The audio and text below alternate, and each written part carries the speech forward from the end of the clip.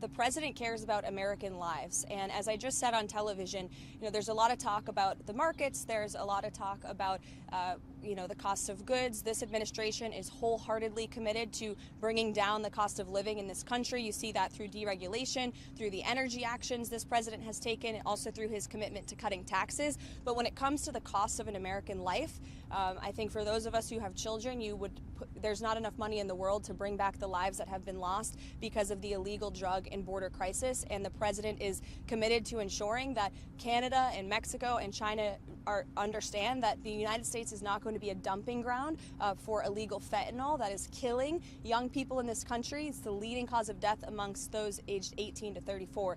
And that's the president's #1 priority, is protecting American lives. Caroline, can you talk more about the first call that President Trump had with Prime Minister Trudeau this morning? What were some areas for potential negotiations and any bottlenecks? Yeah, I hate to be coy, but just because I believe they're on the phone right now, I'll have to go in and check. I don't want to get ahead of the discussions or the conversations, but in the effort of transparency, we will either provide a readout or you'll hear from the president directly.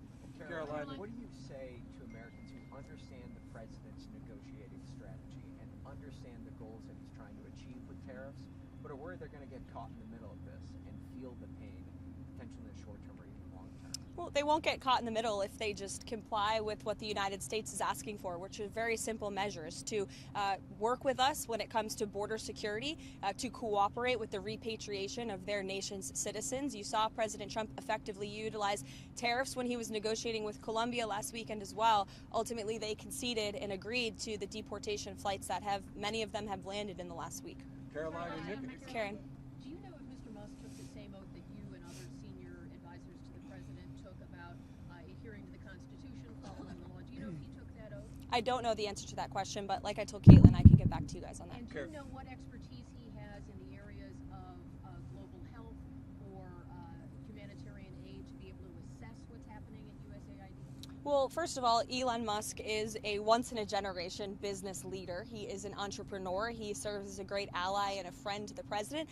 And I think Elon Musk also has a little bit of common sense. And I think the American people really appreciate that when it comes to the federal government, because it seems like all common sense has been lost in this city.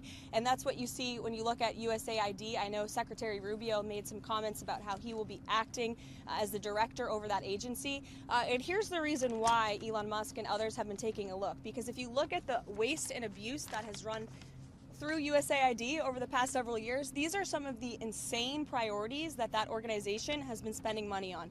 $1.5 million to advance DEI in Serbia's workplaces, $70,000 for a production of a DEI musical in Ireland, $47,000 for a transgender opera in Colombia, $32,000 for a transgender comic book in Peru.